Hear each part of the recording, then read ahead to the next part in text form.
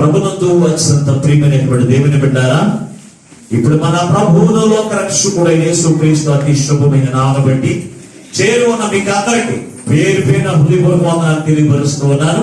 అలాగే ఈ వాక్యం వీక్షిస్తున్న మీకు అందరికి కూడా నా హృదయపూర్వక వందనాలు తెలియపరుస్తూ ఈ క్రిస్మస్ శుభాలు కూడా మీకు తెలియపరుస్తూ ఉన్నాను. ప్రభునందు అత్యంత ప్రియమైనటువంటి దేవుని బిడ్డారా, ఈ 2020వ సంవత్సరము ఆఖరు ఆదివారము, ఈ ఆనంద మాసములో దేవుడు మనకి గొప్ప తరుణాన్ని ఇచ్చి ఇటు రీతిగా దైవ సన్నిధి అనుభవాన్ని పొందుకోవడానికి ప్రభు చూపిన కృపను బట్టి మనెంతగానో ప్రభువుని స్తుతిస్తూ ఉన్నాం. ఏదేమైనప్పటికీ ఈ దినము వాక్య ధ్యాన నిమిత్తం పరిశుద్ధ గ్రంథము నుండి లోకా రాసినటువంటి సువార్త 2వ అధ్యాయము 1వ వచనం నుండి 7వ వచనం వరకు ఉన్న వాక్య భాగాన్ని చదువుకుందాం. లోకా రాసిన సువార్త 2వ అధ్యాయము 1వ వచనం నుండి 7వ వచనం వరకు.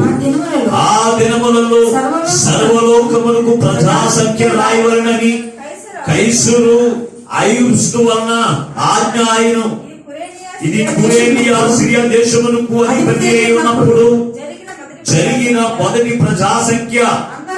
అందరూ ఆ సంఖ్యలో రాయబడుటకు తమ పట్టణములకు వెళ్ళిరి. యోసేపు దావీదు వంశములో గోత్రములోను పుట్టినవాడు గనుక తనకు భార్యగా ప్రదానము చేయబడి గర్భవతి ఉండిన మరియతో కూడా ఆ సంఖ్యలో రాయబడుటకు గలిలయలోని నజరేతు నుండి యూదయలోని బెత్లెహేము అనబడిన దావీదు ఊరికి వెళ్ళెను.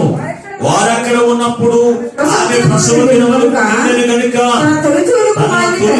కుమారుని కని పొత్తిగుడ్డలతో చుట్టి సత్రములో వారికి స్థలము లేనందున ఆయనను పశువుల తొట్టిలో పరుండబెట్టెను. చిన్న ప్రార్థన చేసుకుని వాక్యాన్ని నేర్చుకుందాం. మమ్ములను శాశ్వతమైన ప్రేమతో ప్రేమించి మా కొరకు ప్రాణం పెట్టిన యేసయ్యా మీకు లెక్కలేని వందనాలు, స్తోత్రాలు. ఇంతవరకు పాటల ద్వారా స్తుతి ఆరాధన ద్వారా మీ నామములకు మహిమ తెచ్చుకునే యేసయ్యా మీకు వందనాలు, స్తోత్రాలు. ఈ యొక్క సమయంలో కొద్ది మాటలు మేము ధ్యానం చేస్తూ ఉండగా మీ పక్షముగా నిలబడి దాసుని సిలువ చోటును మరుగుపరిచి 7 ఆత్మశక్తి చేత అభిషేకించి బలపరిచి ఈ దాసుని నోట నీ మాట నుంచి మాతో సూటిగా మాట్లాడించి ఉండగా వినగలుగు చెవి, గ్రహించగల మనసు, లోబడి అనుసరించినటువంటి మనసు అయ్యా ప్రతి బిడ్డలైన వారికి అందించి మీ రాకడకు ఆయుక్తపరచమని మా ప్రభువును రక్షకుడై ఉన్న యేసు పరిశుద్ధమైన నాడు ప్రార్థించి వేడుకొనుచున్నాము పరమ తండ్రి, ఆమేన్. ప్రభునందు అత్యంత ప్రియమైనటువంటి దేవుని బిడ్డారా, ఈ ఆనంద మాసములో దేవుడు మనతో మాట్లాడుచున్న అంశము ఏమై ఉన్నదంటే మన హృదయములో ఎవరికి స్థానం ఇవ్వాలి అని దాన్ని రోజున వాక్య ధ్యానముగా చేసుకుందాం. యేసు ప్రభువారు పుట్టినటువంటి కాలములో రోమా సామ్రాజ్యము నడుస్తూ ఉంది.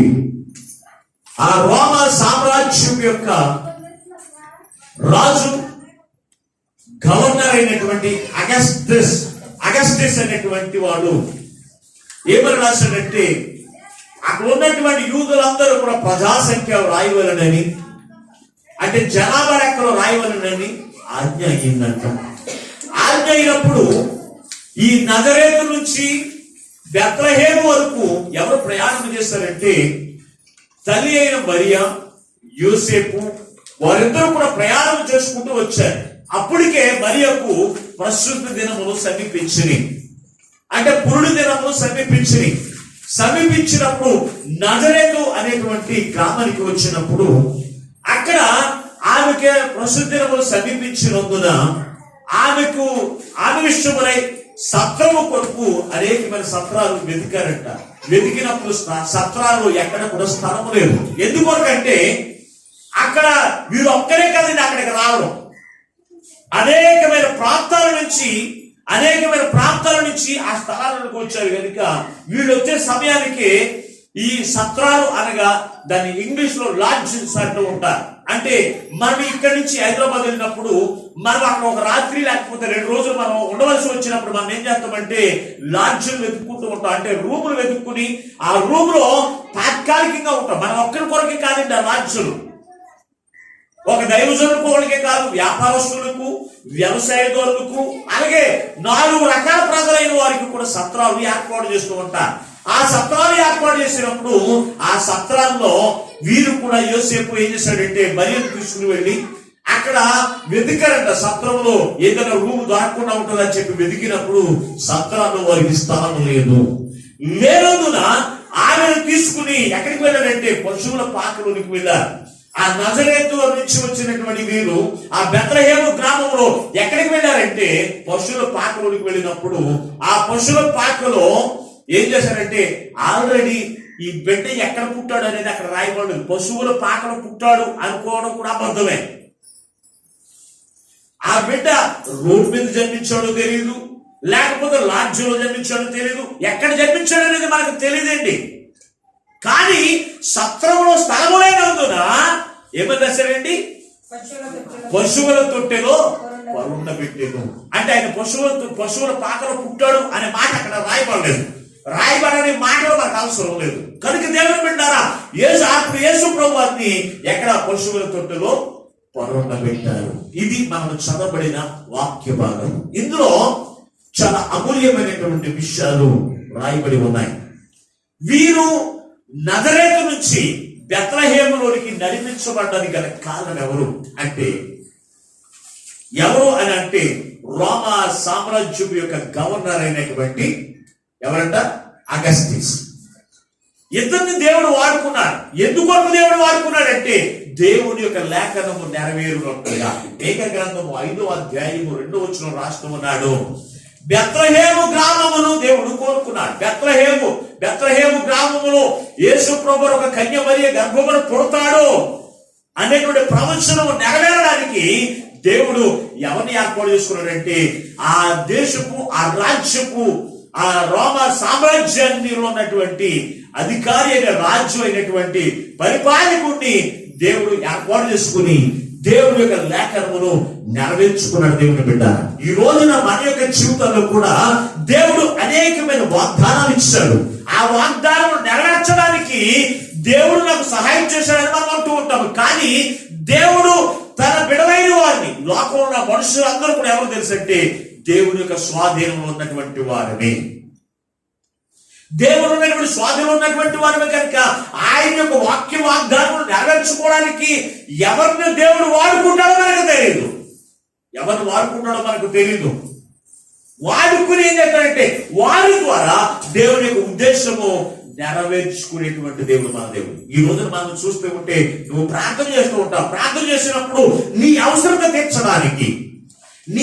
తీర్చడానికి నీ పక్కింటి వారిని దేవుడు వాడుకుని వారి ద్వారా నీకు సహాయం అందిస్తే నువ్వేమంటావు తెలుసా, దేవుడు నాకు సహాయం చేయలేదు. ఎవరు, నా పక్కింటో లేకపోతే నేను అసలు లేదు, నా పక్కింటో నన్ను ఆదుకోకపోతే పలానా కార్యక్రమం జరిగేది కాదు, నా పలానోడు లేకపోతే ఏమనుకుంటావు తెలుసా, నీ అవసరత తీర్చబడదని అనుకుంటావు. కానీ అసలు దేవుడే ఆ వారిని వాడుకోకపోతే నీకు సహాయం ఎవరైనా డబ్బులు ఉన్నాయి. కానీ ఈ రోజున చాలా మంది చేతుల్లో డబ్బులు కూడా ఇవ్వలేనటువంటి వారు కూడా చాలా మంది ఉన్నారు. సహాయం చేసేటువంటి అంతస్తు ఉన్నాయి కానీ ఇవ్వలేనటువంటి వారు చాలా మంది ఉన్నారు. దేవుని పెట్టారా? అయితే నీవు ఎవరి మీద ఆధారపడాలంటే దేవుని మీద ఆధారపడాలి. దేవుడు తన బిడ్డలైన వారికి అనేకమైన వాగ్దానాలు ఇచ్చి ఆ వాగ్దానం యొక్క నెరవేర్పు కొరకు ఒక్కొక్కసారి కాలాన్ని వాడుకోవచ్చు, ఒక్కొక్కసారి అధికారులు వాడుకోవచ్చు, ఒక్కొక్కసారి నీ పక్కింటి వారిని వాడుకోవచ్చు, ఒక్కొక్కసారి నీ రక్త సంబంధులు వాడుకోవచ్చు. ఎవరిని వాడుకున్నా నీవు వాడుకుంటే వారికి సహాయం చేయండి. దేవుడు వాడుకుంటేనే వారు నీకు సహాయం చేయడానికి మార్గములు సరళం చేయబడతాయి. అలాగనే యేసు ప్రభువు యొక్క పుట్టుకలో మనం నేర్చుకోవాల్సింది ఎవరి మీద ఆధారపడాలంటే యేసయ్య మీద ఆధారపడేటువంటి వారిగా మనము ఉండాలి. అలా ఇక్కడ చూసినప్పుడు ఇది మొట్టమొదటి విషయం.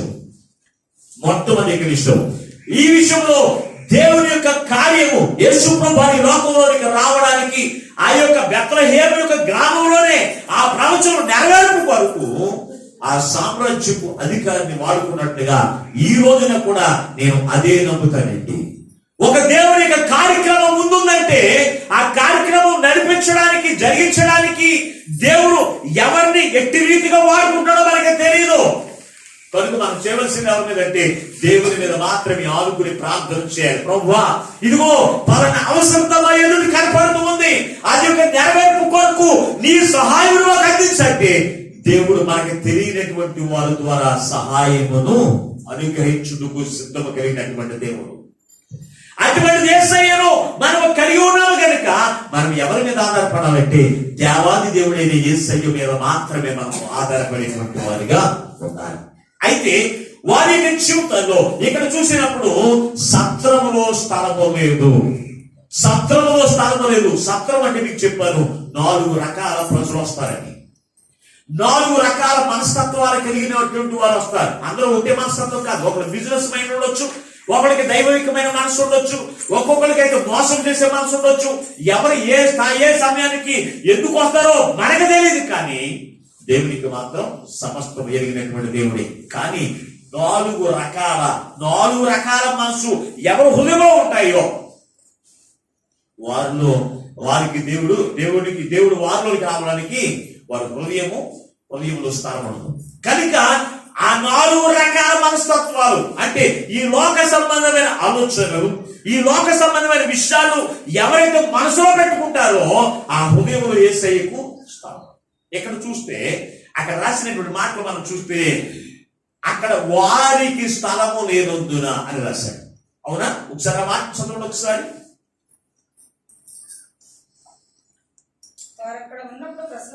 వారు అక్కడ ఉన్నప్పుడు ప్రసవ దినములు నిండెను గనుక తన తొలి చూలి కుమారుని కని పొత్తి గుడ్డలతో చుట్టి సత్రములో వానికి స్థలము లేనందున ఆయనను పశువుల తొట్టెలో పరుండబెట్టెను. ఎవరికంట? వారికి అని రాశాడండి. యేసు ప్రభువుకి ఒక్కరికి స్థలము కాదండి. యేసు ప్రభువుకి అని రాయలేదు. ఆయనకు స్థలము లేనందున ఆయనను పశువుల తొట్టెలో పరుండబెట్టెను అని రాయబడి ఉంది అక్కడ? లేదండి. వారికి స్థలము లేనందున. వారు అంటే ఎంతమంది ఉన్నారు? ఎంతమంది ఉన్నారమ్మా? మాట్లాడరే? వారంటే ఎంతమంది? ఎంత? మరియమ్మ, యోసేపు, యేసు ప్రభువు పుట్టినటువంటి వాళ్ళు ఉన్నారు కదా అక్కడ. ఉన్నారా? ఎంతమంది? అది కూడా తెలియట్లేదు మనకి. ఎంతమంది? ముగ్గురికి స్థానం లేదు. ఎక్కడ? సత్రములో స్థానం లేనందున ఆయన పశువుల తొట్టులో పొరండు పెట్టారు. పశువుల తొట్టులో పొరండు పెట్టడానికి గల కారణం ఏంటంటే సత్రములో ఆయనకి స్థానం లేనందున పశువుల తొట్టులో వారిని పొరండు పెట్టారు. ఈ పిల్లలైన వారు లోపల తీసుకొచ్చేయండి. అక్కడ గుళ్ళు ఉన్న అందులో తిరుగుతున్నారు పిల్లలైన వారు. దెబ్బలు తిన్న తర్వాత యాత్ర పడతారు. ఒకసారి చూడండి. ప్రభునందు అత్యంత ప్రియమైనటువంటి దేవుని బిడ్డలారా, ఇక్కడ చూసినటువంటి వాక్య భాగంలో ముగ్గురు మనకి కనపడుతూ ఉన్నారు. ఎవరికి ఈ రోజున ఎవరికి స్థలం లేదంటే, ఒకటి మరియమ్మ గారికి, రెండవది యోసేపుకి, మూడవది యేసు ప్రభువు. ఈ ముగ్గురికి కూడా సత్రములో స్థలము లేదు. మరియమ్మ ఎవరికి సాదృశ్యంగా ఉందంటే యాజకుడికి సాదృశ్యంగా ఉంది. చాలా జాగ్రత్తగా రాసుకున్న మాటలు. యాజకుడికి సాదృశ్యంగా ఉంది. రెండవది, ఎందుకంటే యాజకుడికి ఎందుకు సాదృశ్యంగా ఉంటుందంటే ఆమె ప్రసవ వ్యాధులను పడి ఆ బిడ్డను ఈ లోకంలో తీసుకుని వచ్చాడు. ఎవరంటే తల్లి మరియమ్మ. కనుక ఈమె ఎవరికి సాదృశ్యంగా ఉందంటే యాజకుడికి సాదృశ్యంగా ఉంది. రెండవది యోసేపు. యోసేపు ఎవరికి సాదృశ్యంగా ఉన్నాడంటే సహకారికి, యాజకునికి సహకారిగా ఉండడానికి అక్కడ కారణముగా మనకి కనపడుతూ ఉంది. రెండవది యోసేపు సహకారికి సాదృశ్యంగా ఉంది. మూడవది యేసు ప్రభువు. యేసు ప్రభువు ఎవరికి సాదృశ్యంగా ఉన్నారు అంటే వాక్యానికి సాదృశ్యంగా ఉంది. వాక్యానికి సాదృశ్యంగా ఉంది. అయితే ఈ మూడు మాటలు కూడా మనం జ్ఞాపకం చేసుకుంటే, ఒకటి మొట్టమొదటి యొక్క మాట చూసినప్పుడు మరియమ్మ. ఈ మరియా, ఈ తల్లి అయిన మరియా యాజకునికి సాదృశ్యంగా ఉంది అనే మాట నేను ఎందుకు యాజకునితో పోల్చవచ్చు వచ్చిందని ఆలోచన చేస్తే, ఈమె ప్రసవ వ్యాధులు పడి ఆ ఆమె గర్భము నుంచి కుమారుని లోకంలోనికి చూపించాలి. కనుక ఈమె ఎవరికి సాదృశ్యంగా ఉందంటే యాజకుడికి. యాజకుడికి మన హృదయంలో స్థలం ఇవ్వాలి. మొట్టమొదటిగా యేసు ప్రభువుకి మనం స్థలం ఇస్తూ ఉన్నాం. అయితే యాజకునికి నీ హృదయంలో స్థలం ఉందా అనేది కూడా మనం ఆలోచన చేయాలి. యాజకునికి మనం ఎందుకు స్థలం ఇవ్వాలి మన హృదయంలో? యాజకుని మన మనసులో ఎందుకు పెట్టుకోవాలి? మన హృదయంలో ఎందుకు పెట్టుకోవాలి, చేర్చుకోవాలి అని మనం ఆలోచన చేస్తే పరిశుద్ధ గ్రంథంలో రాసిన చోట ఒకసారి కొరింథీయులకు రాసినటువంటి పత్రిక, మన్నించిన గలతీ పత్రిక 4వ అధ్యాయం 19వ వచనాన్ని, గలతీ పత్రిక 4వ అధ్యాయం 19వ వచనాన్ని, నా పిల్లలారా క్రీస్తు స్వరూపము మీ యందు ఏర్పడు వరకు మీ విషయమై మరలా నాకు ప్రసవ వేదన కలుగుచున్నది. యాజకుడికి మన హృదయంలో స్థలం ఎందుకు ఇవ్వాలి అంటే, యాజకుడు ఏం చేస్తే యాజకుడికి మీ హృదయంలో స్థలం ఇవ్వాలి అని మనం ఆలోచన చేస్తే కనుక మీరు చాలా జాగ్రత్తగా ఆలోచన చేయవలసినటువంటి విషయం. ఎందుకో తెలుసా? యాజకుడు ఏం చేస్తున్నాడంట, అక్కడ మీ హృదయంలో క్రీస్తు స్వారూప్యము మీ హృదయంలో ఏర్పడి వరకు మాకు ప్రసవ వేదన కలుగుతూ ఉన్నది. తల్లి అయిన మరియా ఏం చేస్తుందంట? ప్రసవ వేదన పడి కుమారుని లోకంలోకి పంపించాలి. కనుక ఆమె ఏం చేయాలి? ప్రసవ వేదన పడి ఏం చేస్తుందంటే కుమారుని లోకంలోకి అందిస్తూ ఉంది. అలాగే యాజకుడు కూడా అతడు ప్రసవ వేదన పడి ఏం చేయాలి? కన్నీరు కార్చి సంఘములో క్రీస్తు యొక్క రూపము ఏర్పడే వరకు ప్రసవ వేదన పడి కన్నీరు కార్చి వేదనతోనూ రోదనతోనూ ప్రార్థన చేసేవాడు దైవజనుడు. అటువంటి యాజకుడికి మీ హృదయంలో స్థాపిస్తున్నారా? అటువంటి యాజకుడికి మీ హృదయంలో స్థానం ఉందా? నువ్వు క్రీస్తుని కలిగాలి అవునాలని చెప్పుకుంటూ ఉంటావు. ఎప్పుడైనా యాజకుడు నీ మనసులో ఏర్పడుతూ ఉన్నాడా? ఎప్పుడు లోపల ఉన్నవే, ఎప్పుడు చూసినా ఎంత వెతికినా ఏం లేకపోతే లోకాన్నంతా హృదయంలో నింపేసుకుని, అయ్యా నీవు నాలోనికి రండి అంటే ఎక్కడ వస్తాడు? నీ హృదయంలో ఖాళీ ఉన్నారు కదా, నీ హృదయంలో ఖాళీ వచ్చు. ఎప్పుడు చూసిన లోక సంబంధమైన వ్యక్తి కూడా హృదయంలో చేర్చేసుకుని దేవునికి స్థానం లేకుండా జీవిస్తూ ఉన్నావేమో. ఈ రోజున యాజకుడికి నీ హృదయంలో స్థానం ఇవ్వాలి. ఈ అపోస్తలుడైన పౌలు సంఘముతో ఏమని బ్రతుకులాడుకుంటున్నాడు తెలుసా? చదువు ఒకసారి కొరింథీ పత్రిక, 2వ కొరింథీయులకు రాసిన పత్రిక, కొరింథీయులకు రాసిన 2వ పత్రిక 7వ అధ్యాయం 2వ వచనాన్ని, మమ్మును మీ హృదయములలో చేర్చుకొనుడి. యాజకులు ఎవరికైనా అన్యాయం చేస్తారా? అట్లాగే అందరూ నోరులు పనిచేస్తున్నాయండి. నోరులు పనిచేస్తున్నాయా? మెరుగులోనే ఉన్నారా? మెరుగుకుంటే నోరు పనిచేస్తాయి, నిద్రపోతే మాత్రం నోరు పనిచేయదు, బొమ్మలు ఊపుకుంటూ ఉంటాయి. నువ్వు అంటంగానే నీళ్ళు పోయిన బొర్ర అవ్వద్దు, నాకు అసలు సిరాకు బొర్ర ఊపుతుంది. ప్రభునందు దేవుని బిడ్డలారా, ఇక్కడ చూసిన వాక్య భాగంలో మనం చూసినప్పుడు యాజకునికి మన హృదయంలో ఎందుకు స్థానం ఇవ్వాలి? అపోస్తలుడైన పౌలు సంఘంతో మాట్లాడుతున్నాడు, మమ్ములను కూడా మీ హృదయంలో చేర్చుకోమన్నాడా లేదా అన్నాడా? సంపూర్ణంగా ఒక్కడు అడుగుతున్నాడా? ఇదేంటి ఏ పాస్టర్ గారు కూడా పాస్టర్ గారు మనసులో పెట్టుకోమన్నది ఈ పాస్టర్ గారు తిరగంటాడని అనుకుంటారా? నేను ఒక్కడే అంటున్నానండి. ఏమంటున్నాడండి అపోస్తలుడైన పౌలు? సంఘస్థులతో మాట్లాడుతూ ఉన్నాడు, మమ్ములను కూడా మీ హృదయంలో చేర్చుకోండి. మేము ఎవరికి కూడా అన్యాయం చేసేటువంటి వారు కాదు. యాజకుడు ఎవరికి కూడా అన్యాయం చేయడండి. యాజకుడు ఎవరి యొక్క నష్టాన్ని కూడా కోరుకోడండి. యాజకుడు చేసే పని తెలుసా?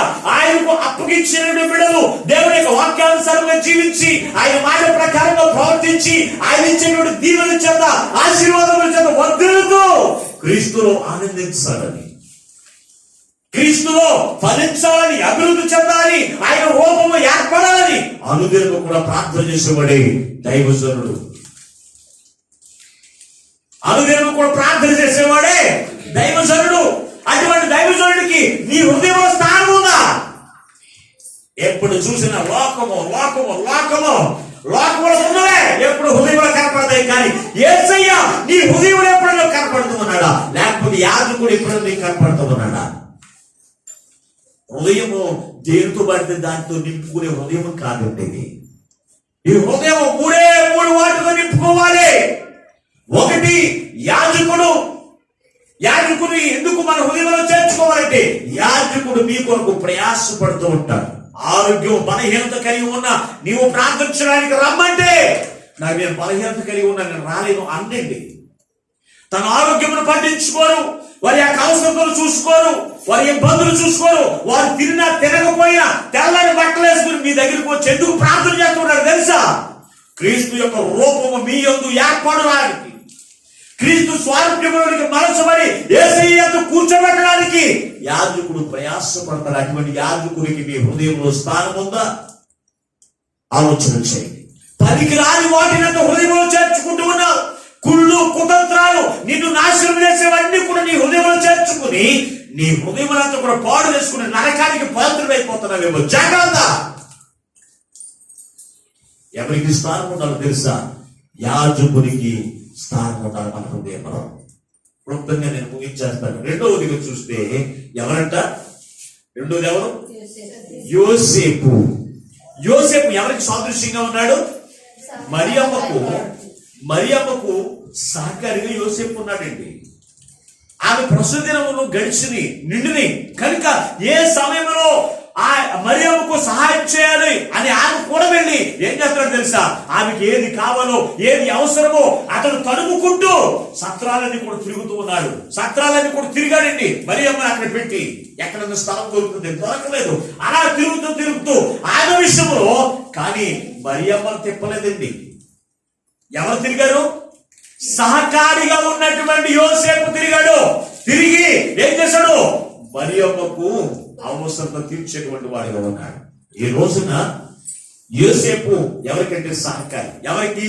యాజకుడికి సహకారికి మన హృదయంలో స్థానం ఇవ్వాలి. యాజకుని ఎందుకు తెలుసు అంటే, యాజకునికి సహకారులు ఎందుకు అవసరం అని ఆలోచన చేస్తే పరిశుద్ధ గ్రంథంలో చూస్తే కనుక చాలా మంది సహకారులు ఉన్నారు. ఏలియాకు 50 మంది సహకారులు ఉన్నారు. ఎవరికి? ఏలియాకు 50 మంది సహకారులు ఉన్నారు. అలాగే అపోస్తలుడైన పౌలుకు కూడా సహకారులు లేకుండా లేరండి, చాలా మంది సహకారులు ఉన్నారు. అందుకే ఫిలిప్పీ పత్రికలో రాస్తూ ఉన్నటువంటి మాట చూడండి ఒకసారి. ఈ యొక్క అపోస్తలుడైన పౌలు ఫిలిప్పీలకు రాసిన పత్రిక 4వ అధ్యాయం 3వ వచనం ఒకసారి చదవండమ్మా. ఫిలిప్పీలకు రాసినటువంటి పత్రిక 4వ అధ్యాయం 3వ వచనం. అవును, నిజమైన సహకారి ఆ స్త్రీలు ఏంటంట? క్లేమెంతుతోను నా ఇతర సహకారులతోను సువార్త పనిలో నాతో కూడా ప్రయాసపడినటువంటి వారు. అపోస్తలుడైన పౌలుకి కూడా సహకారులు స్త్రీలు ఉన్నారండి. దేవుని యొక్క సువార్త పనిలో, దేవుని యొక్క పనిలో సహకారం లేకపోతే బలముగా దేవుని యొక్క పని జరగదండి. జరుగుతుందా? మాట్లాడరే? ఎవరు ఉండాలి? సహకారం ఉండాలి. ఈ రోజున కొంతమంది చాలా మందిని చూస్తూ ఉంటారు. పాస్టర్ గారు ఆయన భర్తలే మనకెందుకు, ఎంతోమంది కాన్ఫిడెన్స్ నెలలు పక్కకపోతే క్రిస్మస్ పండుగ మనకేం తెలుసు, ఆయనే పడతాడు. అందుకు కొంతమంది ఉంటారు. ఎవరు ఉండాలి తెలుసు అంటే సహకారం ఉండాలి. ఎవరికి? యాజకుడికి. ఆనాడు ఇక్కడ తల్లి అయిన మరియకు యోసేపుని దేవుడు ఏం చేశాడు? సహకారి అంటాడు అక్కడ. అందుకే యేసు ప్రభువు వారి యొక్క రాకడ ఏ ఇబ్బంది లేకుండా, మొదటి రాకడలో ఆయనకు ఎంతో అనుకూలంగా దేవుని మహిమార్థమై జన్మించాడు. కనుక ఆయన ద్వారా మనందరికి కూడా రక్షణ వచ్చింది. ఎందుకో తెలుసా?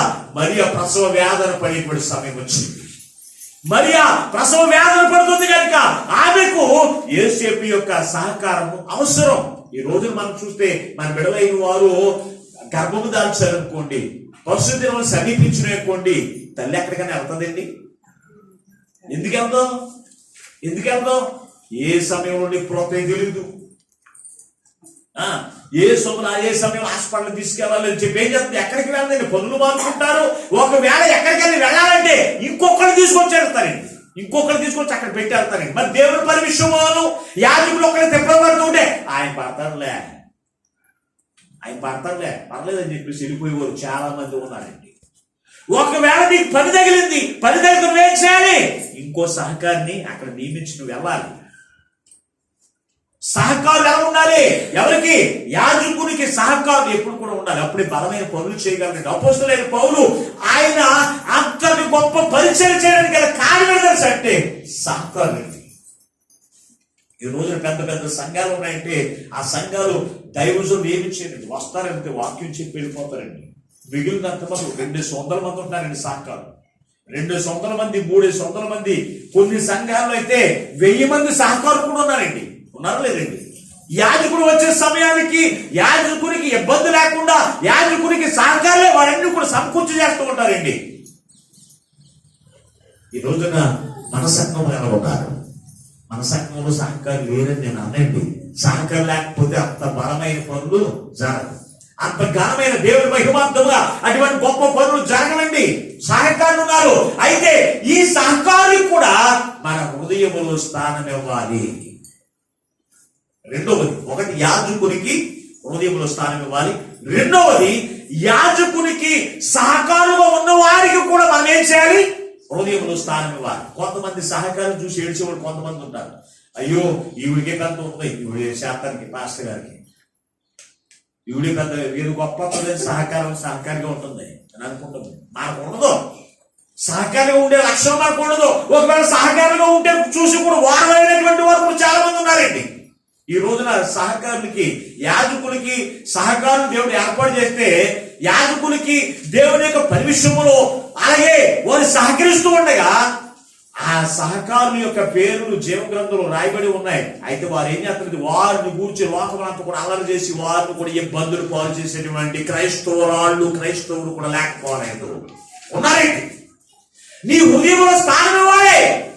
అంతేకాని వారిని గొప్ప చేసి లోకమంతా కూడా ఇదిగో పెద్ద ఏదో గొప్పగా చేస్తుంది అనుకోవడం కాదు. వారికి కూడా మన హృదయంలో స్థానం ఇవ్వాలి. వారికి కూడా మన హృదయంలో స్థానం ఇవ్వాలి. ఆనాడు ఏలేకు 50 మంది సహకారులు ఉండేవారు.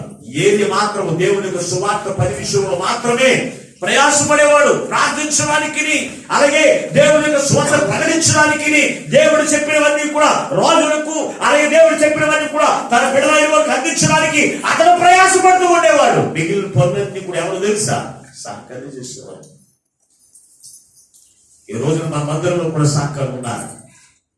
మందిరం తుడవడానికి, లేకపోతే మందిరం కడగడానికి, అలాగే యాజకుడు ఎదుట ఒక గొప్ప పని ఉన్నప్పుడు ఆ పని విషయంలో సహకరించి యాజకుని మీద భారం లేకుండా అలాగే సహకరించి ముందుకు కొనసాగడానికి ఈ రోజున సహకారాన్ని దేవుడే నియమించాడండి. ఇది పాస్టర్ గా నియమించుకున్నది కాదు. పాస్టర్ గా నియమించుకుంటే ఎవరు నిలబడండి? దేవుని యొక్క ఏర్పాటును బట్టి సహకారులు సంఘంలో ఉంటున్నారు. వారు స్త్రీలైన కావచ్చు, పురుషులైన కావచ్చు, వారు దేవుని యొక్క ఏర్పాటు చేయబడినటువంటి సహకారులు కనుక ఆ సహకారులు కూడా మనం ఏం చేయాలంటే మన హృదయంలో స్థానం ఇవ్వాలి. అంతేకాని చూస్తూ ఉంటారు చాలా మంది, నేను దేవుని యొక్క యాజకులకి సహకారులు ఉన్నవారిని, ఒకటి ఏదైనా కార్యక్రమం జరుగుతుందంటే యాజకుల పిలువనంపించాలి. రెండవది సహకారులు కూడా పిలువనంపించాలి. ఈ రోజు మనం పిలుస్తున్నామా?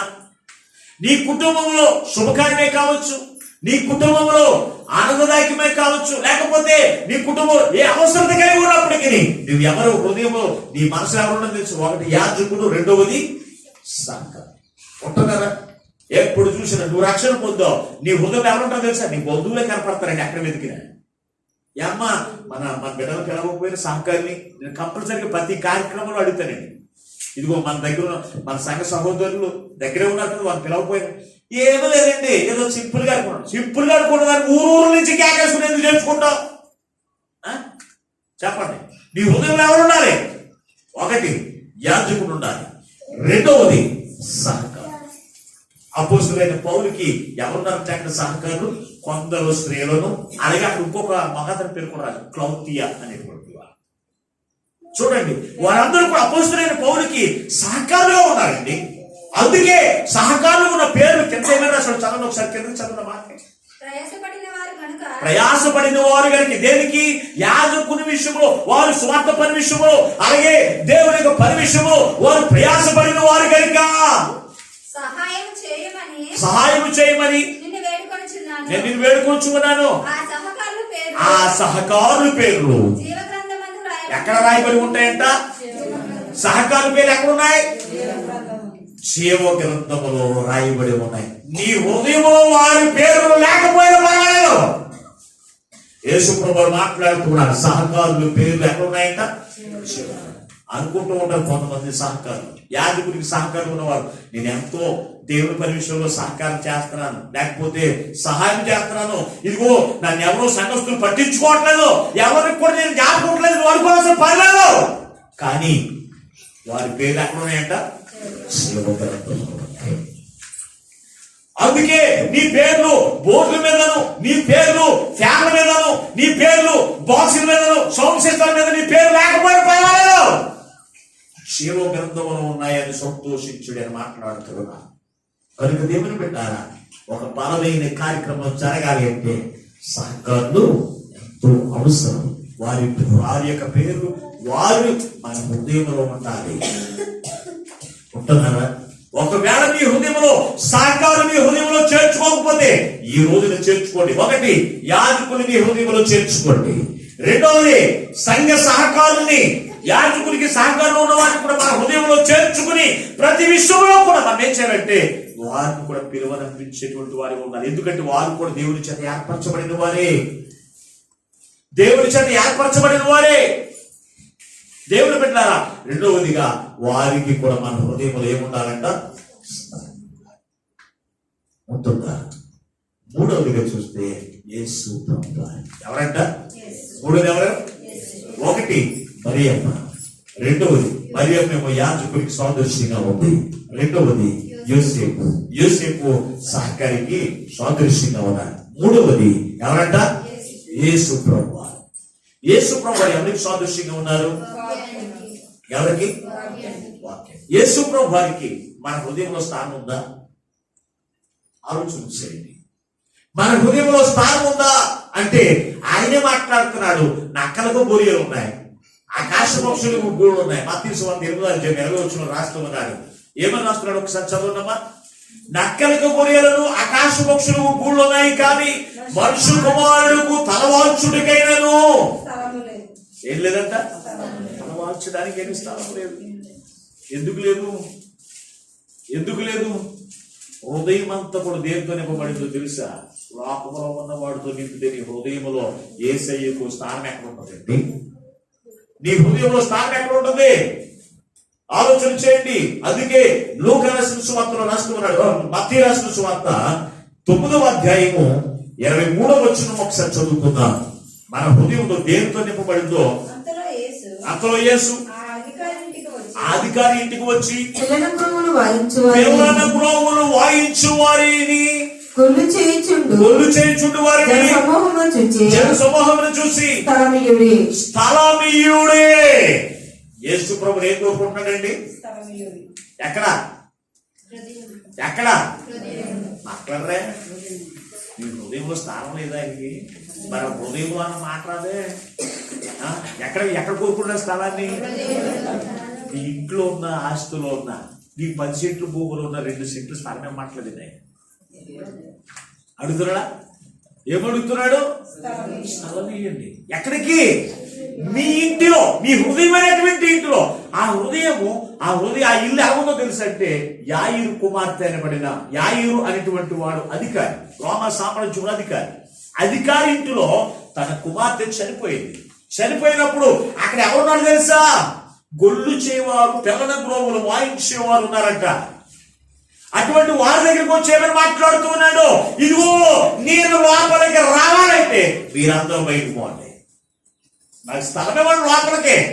మీరుంటే అక్కడ మరణం అక్కడే ఉంటుంది, మరణం అక్కడే ఉంటుంది. ఆ మరణం బయటికి పోవాలంటే, జీవము చేత కుమార్తె నింపబడాలంటే నాకు స్థలం ఇవ్వండి, జీవాధిపతి అయిన యేసయ్య నేను, నాకు స్థలం ఇవ్వండి అని అక్కడ కోరుకున్నప్పుడు ఆ పిల్లల గురువులు వాయించేవాడు, అలాగే అక్కడ ఇంకెవరున్నారంట? గొల్లు గొల్లు చేయవారు చేయువారు. వీళ్ళందరూ కలిసి బయటకు పోయారు. బయటకు పోయిన తర్వాత యేసయ్య లోపలికి వచ్చాడు. ఈ అందరూ లోపల ఉంటే ఆయన రావడం కుదరదు కదా. ఈ రోజున మాంత్రికులు మనసులో పెట్టేసుకుంటాం, శకునిగాళ్ళు మన మనసులో పెట్టేసుకుంటాం, మంత్రాలు చెప్పేవారు మంత్రులు మనసులో పెట్టుకుంటాం, వైద్యులు మన మనసులో పెట్టేసుకుంటాం. అందరూ కూడా నీ హృదయంలో యేసయ్య నీ దగ్గరికి రావడానికి, నీకు జీవంలోకి నడిపించడానికి, నీలో ఉన్నటువంటి దుఃఖమును తొలగించి ఆనందాన్ని నింపడానికి, నీ యొక్క ఏడుపును తీసివేసి సంతోషం చేత నింపడానికి యేసయ్య నీ హృదయంలోకి వస్తాడంటే, నీ హృదయంలో యేసయ్యకు స్థలం ఉందా? ఆయన ఏం కోరుకున్నాడు తెలుసా? స్థలం ఇయ్యండి. ఎంత చక్కగా ఎంత ప్రేమతో అడుగుతున్నాడు యేసయ్య. ఆయన ఏమడిగాడు? నీ హృదయంలో నాకు కొంచెం స్థానం ఇవ్వండి. కొంచెం స్థానం ఇస్తే చాలండి యేసయ్య. మురికంతా ఆటోమేటిక్ వెళ్ళిపోతుంది. ఆయన మురికాలంలో బోర్వెల్ ఆన్ చేసే మోటార్ ఆన్ చేస్తారు. ఇదంతా మురుగు నీరు ఉందనుకోండి, బోర్వెల్ మోటార్ ఆన్ చేశారు ఇప్పుడు ఏమవుతుంది? ఫస్ట్ గంట ఈ మంచి నీరు అంతా మురుగులో కలుస్తుంది. కలిసిన తర్వాత మురికి నీటినంతా కూడా ఆటోమేటిక్గా బయటికి గెంటేస్తూ ఉంటుంది. గెంటేసి ఒక 5 నిమిషాలు మనం చూస్తే మనకి ఎలా ఉంటుంది తెలుసా? నీరంతా ఎలా ఉంటుంది?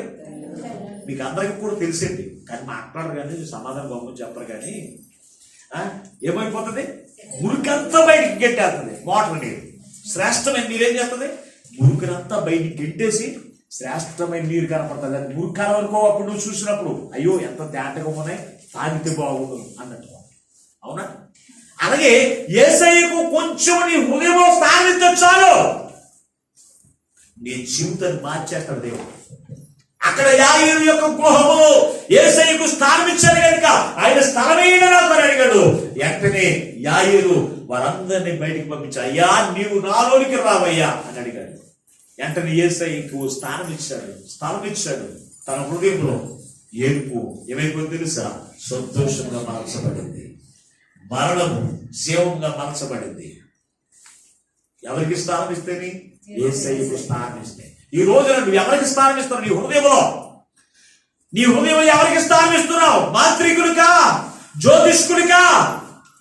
శకునము చెప్పేవారికా నీ హృదయంలో స్థానం ఇచ్చేది? ఎవరికి వాళ్ళు తెలుసా? జీవము గల యేసయ్యకు మనం స్థానం ఇవ్వాలి. ఆయన మనలోకి వస్తే కనుక మన బ్రతుకు మారిపోతుంది, మనలో దుఃఖం పోతుంది.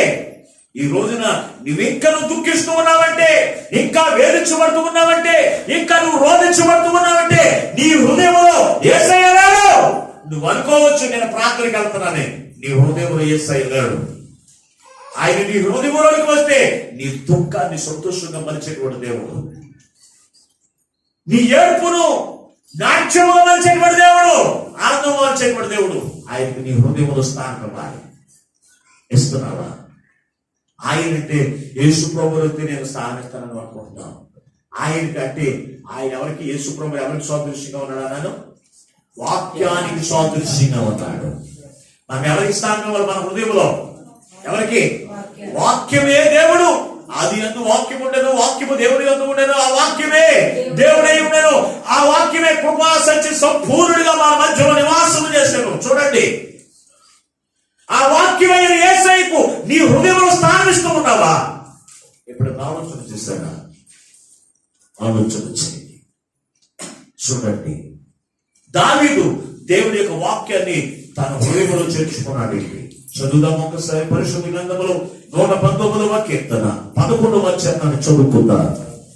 119వ కీర్తన 11వ వచనాన్ని.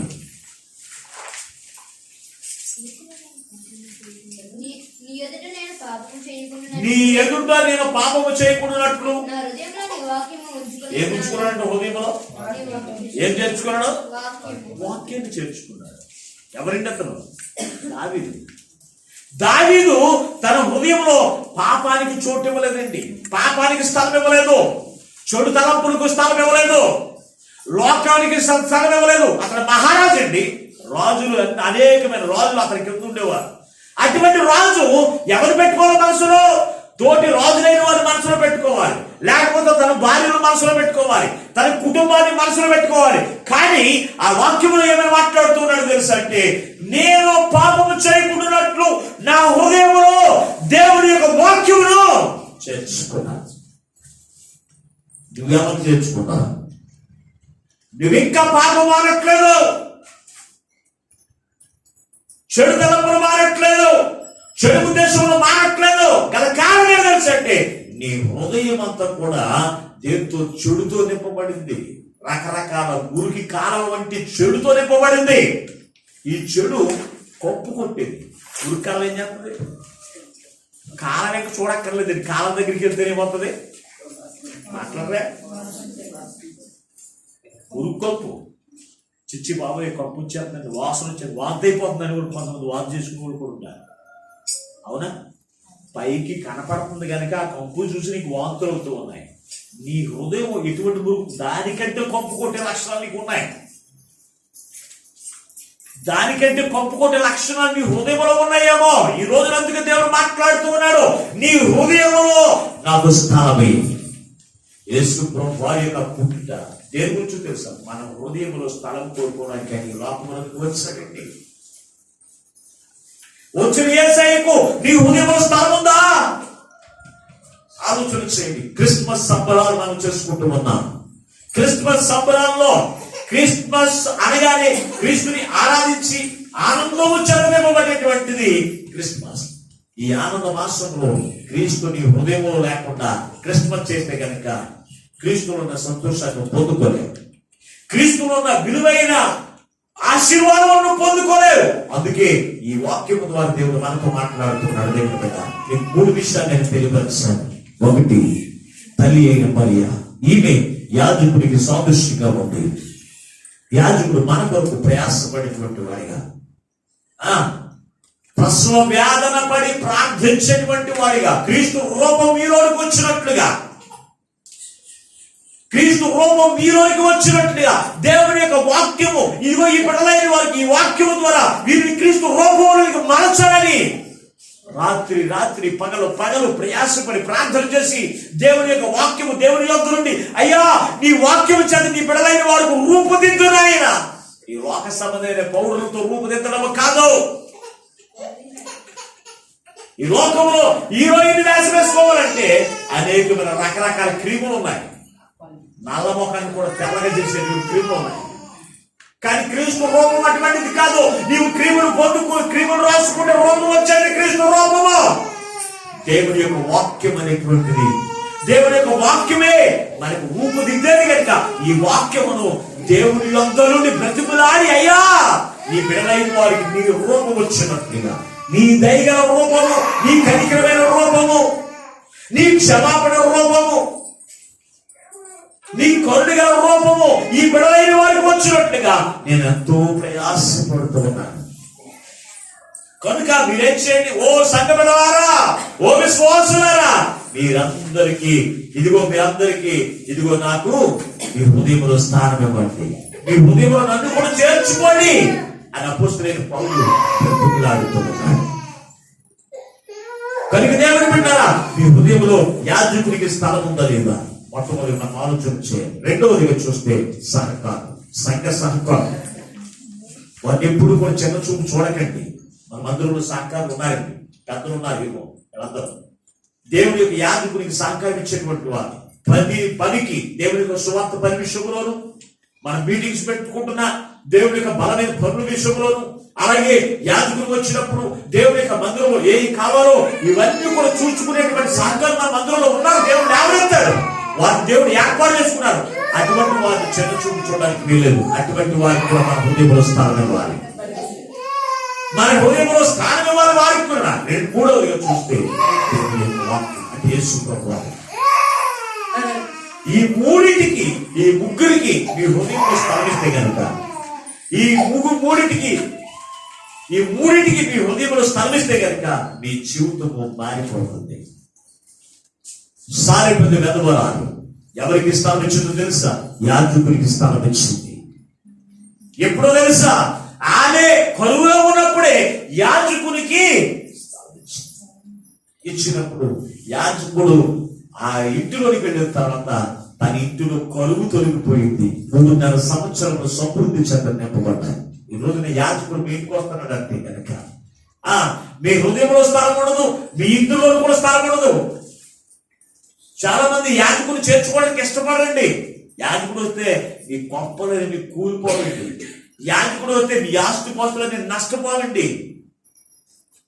సారిపదిక వెధవ వాళ్ళ దగ్గరికి యేసయ్యను అక్కడ పంపించిన యాజకుడు వచ్చాడు. యాజకుడు వచ్చి ఏమని చెప్తున్నాడు తెలుసా?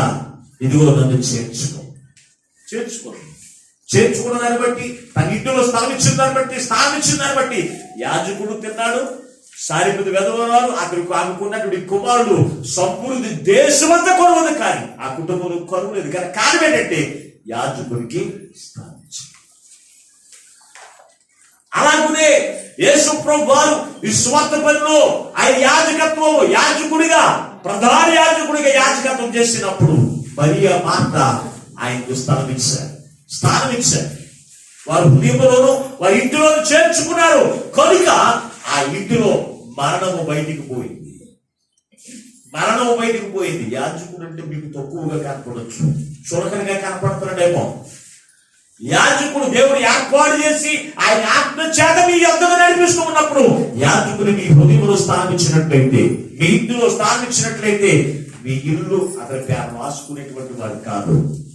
మీకున్న ఆస్తి పొందులను కూడా తినేసేటువంటి వాడు కాదు. దేవుని బిడ్డారా, ఇక్కడ చూసినప్పుడు ఈమె ప్రసవ వేదన పడి కుమారుని కంది. ఆమె ప్రసవ వేదన పడడానికి సహకారిగా దేవుడు ఎవరిని ఏర్పాటు చేశాడండి? యోసేపును ఏర్పాటు చేశాడండి. యోసేపు ఎటువంటి వాడు? యోసేపు నీతిమంతుడు, దయగలిగినటువంటి వాడు. అయితే కన్య మరియ గర్భమున ఎవరు పరిశుద్ధాత్మ చేత గర్భము ధరించినప్పటికీ కూడా ఆమెను విడిచిపెడదామనుకున్నటువంటి వాడిని దేవుడు ఏం చేశాడు తెలుసా? సహకారిగా ఏర్పాటు చేశాడు. విడిచిపెడదామనుకున్న వారిని సహకారిగా ఏర్పాటు చేశాడు. మన సంఘంలో ఉన్నారు దేవుడి యొక్క దాసులు విడిచిపెట్టి వెళ్ళిపోదాం అనుకున్న వారిని ఈ రోజున సహకారిగా దేవుడు చేశాడండి. అది దేవుడి యొక్క ఏర్పాటు అండి, నేను కాదండి. సహకారం నేను ఏర్పాటు చేసుకోలేదండి.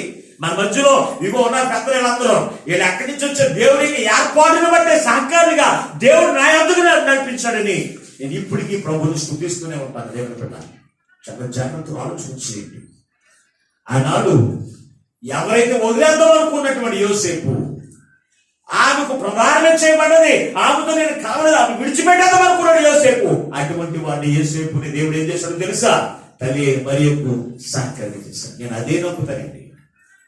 ఈ రోజు ఎవరు నన్ను నిందిస్తూ ఉన్నారు, ఎవరు నన్ను తిట్టుకుంటూ ఉన్నారు, ఎవరు నన్ను దూషిస్తూ ఉన్నారు, వారిని దేవుడు సహకారంగా లేపుతాడని నేను ఎప్పుడు కూడా విశ్వాసం ఉంచుతాను.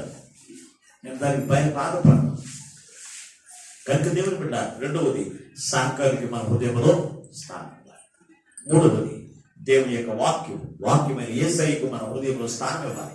ఆయనకు మనం స్థానం ఇస్తే కనుక ఆయన మాట్లాడుతూ బాధతో వ్యాధులతో మాట్లాడుతూ ఉన్నాడండి. నక్కలకు గొర్రెలు ఉన్నాయి, ఆకాశ పక్షులు కూళ్ళు ఉన్నాయి, మనుషు కుమారునికి మాత్రము, సృష్టికర్త యేసయ్యకు మాత్రము మీ హృదయంలో స్థానం లేదే మాట్లాడుతుంది.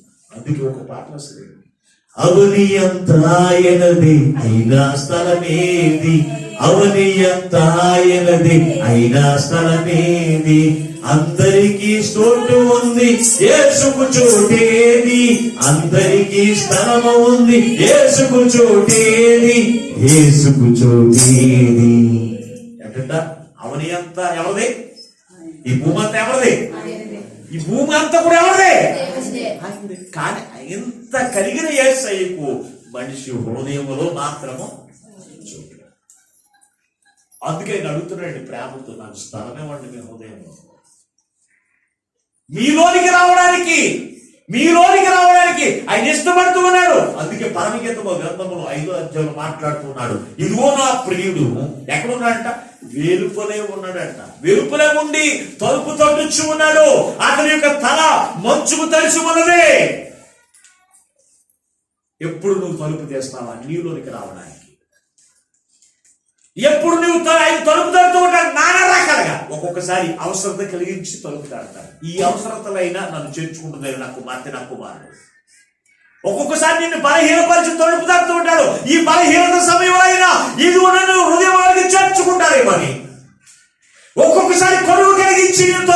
వెళ్తూ ఉంటాడు.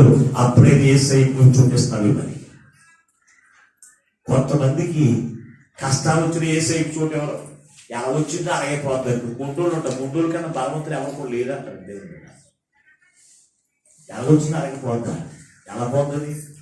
ఎంతో మంది నష్టపోయిందని పోతుంది. మనం ఎవరికి స్థలం ఇవ్వాలి తెలుసా?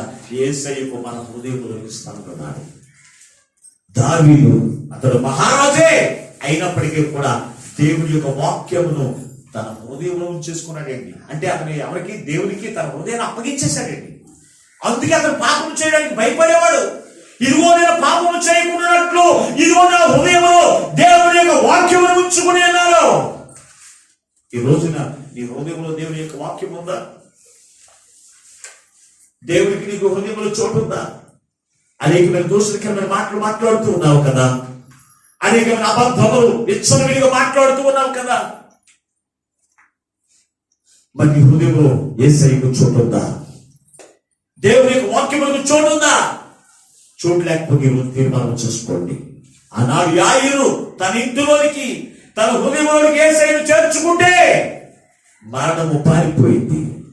సారెపతి యొక్క వెధవరాలు యేసయ్యను చేర్చుకుంటే ఏమైంది? కరువు పారిపోయింది.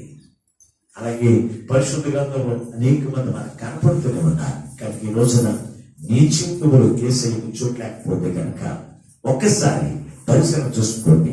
అయ్యా, నా జీవితంలో సంతోషాన్ని, క్రీస్తులో ఉన్న ఆనందాన్ని, క్రీస్తులో ఉన్న ఆరోగ్యాన్ని, క్రీస్తులో ఉన్న విడుదలను, క్రీస్తులో ఉన్న సమృద్ధి చెందని నింపబడాలని ఆశపడుతున్నాను అయ్యా.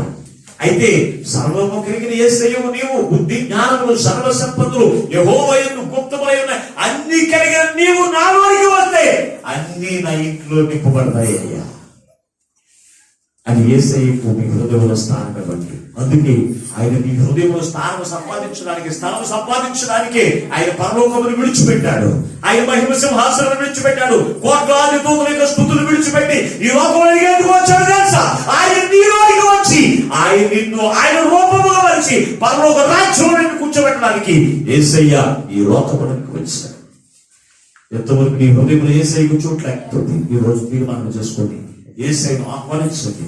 క్రిస్మస్ లో ఉన్న ఆనందాన్ని, క్రిస్మస్ లో ఉన్న సంతోషాన్ని, క్రిస్మస్ లో ఉన్న సమాధానాన్ని ఆయన ద్వారా మీకు అనుగ్రహించి ప్రభు యొక్క రాకకు ఆయుధపరిచి ఆయనే మహిమ పొందనుగాక. ఆమేన్. ప్రార్థన చేసుకుందాం. మమ్మలను శాశ్వతమైన ప్రేమతో ప్రేమించి మా కొరకు ప్రాణపెట్టిన యేసయ్యకి వందనాలు స్తోత్రాలు. ఎంతవరకు నీ విలువైన మాటల ద్వారా మాతో మాట్లాడాలి. అవునా తండ్రి? అయ్యా, నీవు మాలోనికి వస్తే యేసు నాలో ఉంటే అంతా సంతోషమేనయ్యా. యేసు నాలో ఉంటే అంత ఆనందమే తండ్రి. నువ్వు నాలో లేక నేను దుఃఖిస్తూ ఉన్నాను. నీవు నాలో లేక నేను పాపము చేస్తూ ఉన్నాను. నీవు నాలో లేక నేను కరువుతో ఉన్నాను. నీవు నాలో లేకే రెండో మరణములకు సమీపముగా ఉన్నాను. అందుకే ఈ రోజు నువ్వు నాతో మాట్లాడవు. ఈ రోజు నువ్వు నాతో మాట్లాడవు. యేసయ్యా, నీకే వందనాలు స్తోత్రాలని ఎవరికి వారి మీ హృదయాలను అప్పగించుకోండి. పాపముతో దేవుని ఎదుట ప్రార్థన చేయండి.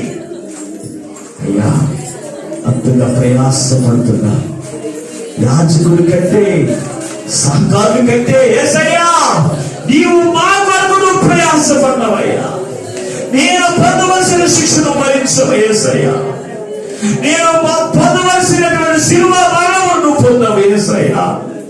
మా కొరకు రక్త కాచిన యేసయ్యా, అంత ప్రయాసపడిన నీకే మా హృదయంలో స్థానం లేకపోతే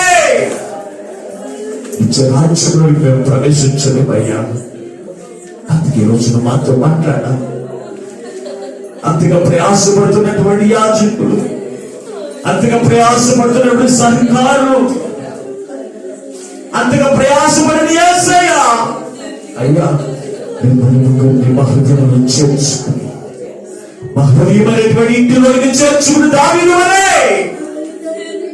మేము పాపము చేయకున్నట్లు నీకు ఇష్టలుగా మేము జీవించి నీవు రెండవ రాకడలో పాలుపోలు పొందిన మీ కృపను మాకు అనుగ్రహించింది అయ్యా. ఎవరికి వారి ప్రార్థన చేయండి. మహాపరిశుద్ధుడు ప్రేమ స్వరూపైన తండ్రి మీకు వందనాలు స్తోత్రాలు. ఎంతవరకు నాయనా ఈ విలువైన మాటలతో ఇదిగో నీ బిడ్డలమైన మా అందరితో మాట్లాడు. విత్తబడిన నీ మాటలు ప్రతి హృదయంలో నీరు కట్టి పలుపు చేసి వారి హృదయంలో ఉన్న మురికి కాలం వంటి చెడుతనపు యేసు నామమును బట్టి ఇప్పుడు బయటకు పోవునుగా ప్రార్థన చేస్తున్నాను.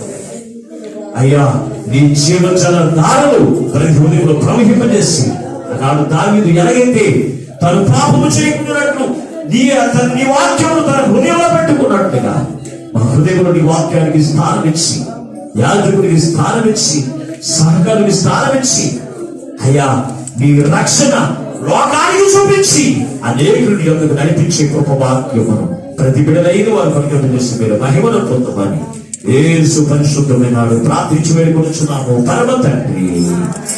ఆమేన్. దేవుడు మిమ్మల్ని మీ అందరిని దీవించును గాక. ఆమేన్.